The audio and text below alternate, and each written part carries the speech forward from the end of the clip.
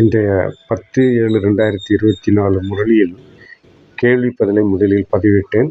இரண்டாவதாக தனியாக தாரணை, வரதானம், ஸ்லோகன் தனியாக பதிவிட்டுள்ளேன். இன்றைய தாரணையில் முக்கிய சாரம்: போகும்போதும் வரும்போதும் புத்தியில் படிப்பை பற்றிய சிந்தனை இருக்க வேண்டும். எந்த செயல் செய்தாலும் புத்தியில் சதா ஞானம் ஒலித்து கொண்டிருக்க வேண்டும். இது மிகவும் சிறந்த படிப்பு. இதை படித்து இரட்டை கிரீடம் உடையவர் ஆகுங்கள். அதாவது எப்போதும் உங்களுடைய புத்தியில் ஞானம், சதா ஞானம் என்றால் முரளி, இந்த முரளியினுடைய ஒலி ஒலித்து கொண்டே இருக்க வேண்டும். ரெண்டாவது பாயிண்ட், ஆத்மாக்களாகிய நாம் சகோதரர்கள் என்பதை பயிற்சி செய்ய வேண்டும். ஆத்மாக்களாகிய நாம் சகோதரர்கள் என்ற பயிற்சியை செய்ய வேண்டும். தேக அபிமானத்தில் வந்தால் தவறான வேலைகள் நடக்கும்.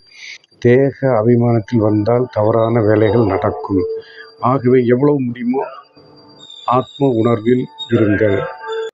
இன்றைய வரதானம்: சத்யத்தாவின் சக்தி மூலமாக எப்போதும் மகிழ்ச்சியில் நடனமாடக்கூடிய சக்திசாலி மகான் ஆத்மா ஆகுக என்று இன்றைய வரதானத்தை கொடுக்கின்றார். இதனுடைய விளக்கம்: உண்மையில் அமர்ந்து சத்தியத்தின் சக்தி உடையவர்கள் எப்போதும் நடனமாடி கொண்டே இருப்பார்கள். அதாவது உண்மையில் அமர்ந்து சத்தியத்தின் சக்தி உடையவர்கள் எப்போதும் நடனமாடிக்கொண்டே இருப்பார்கள். ஒருபோதும் வாடி போக மாட்டார்கள். அவருடைய முகத்தில் ஒருபோதும் வாட்டம் இருக்காது. வாடி போக மாட்டார்கள். சிக்கிக்கொள்ள மாட்டார்கள். சிக்கலில் சிக்கிக்கொள்ள மாட்டார்கள். பயப்பட மாட்டார்கள். அவர்களுக்கு பயம் என்பது இருக்காது. பலவீனம் அடைய மாட்டார்கள். எதிலும் பலவீனம் அடைய மாட்டார்கள். அவர்கள் எப்போதும் மகிழ்ச்சியில் நடனமாடிக்கொண்டே இருப்பார்கள். எப்போதும் மகிழ்ச்சியில் நடனமாடிக்கொண்டே இருப்பார்கள். எதிர்கொள்ளும் சக்தி அவரிடம் இருக்கும். எதிர்கொள்ளும் சக்தி அவர்களிடம் பயங்கரமாக இருக்கும்.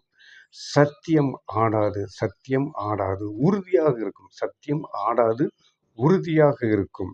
சத்தியத்தின் படகு ஆடும். சத்தியத்தின் படகு ஆடும், அசையும், ஆனால் மூழ்காது. சத்தியத்தின் படகு ஆடும், அசையும், ஆனால் மூழ்காது. எனவே சத்தியத்தின் சக்தியை தாரணை செய்யக்கூடிய ஆத்மா மட்டும்தான் மகானாக இருப்பார். எனவே சத்தியத்தின் சக்தியை தாரணை, அதாவது நடைமுறைப்படுத்தக்கூடிய ஆத்மா மட்டும்தான் மகானாக இருப்பார்.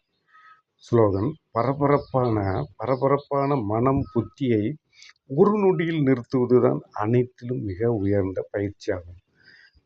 பரபரப்பான மனம் புத்தியை ஒரு நொடியில் சடன் பிரேக் போட்டிங்கன்னா அப்பந்தான் அனைத்திலும் மிக உயர்ந்த பயிற்சி. சடன் பிரேக் போட கற்றுக்கிட்டிங்கன்னா நீங்கள் எல்லா பயிற்சியிலும் மிக உயர்ந்த பயிற்சி பெற்றவர்கள் ஆகிவிடுவீர்கள்.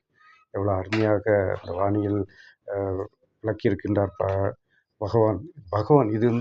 இதை எப்படி சொல்லுகின்றார் என்பதை நீங்கள் நேரடியாக சென்று மதுபன் போக வேண்டும். ராஜஸ்தான் மதுபன் தலைமையகத்தில் மாதம் ஒரு முறை அந்த பாபா மிலன் இறைவன் சந்திப்பு என்ற நிகழ்ச்சியில் இறைவன் எப்படி நேரடியாக வந்து இந்த மகா வாக்கியங்களை கொடுக்கின்றார் என்பதை நேரடியாக பார்க்கலாம். அப்போதுதான் புரியும் உங்களுக்கு. ஒரு முறையாவது மதுபன் செல்ல வேண்டும். ராஜஸ்தானில் இருக்கின்ற தலைமை அலுவலகத்துக்கு சென்று இந்த முரளியை கேட்டு அப்பந்தான் உங்களுக்கும் புரியும். இதனுடைய மகிமை உங்களுக்கு புரியும்.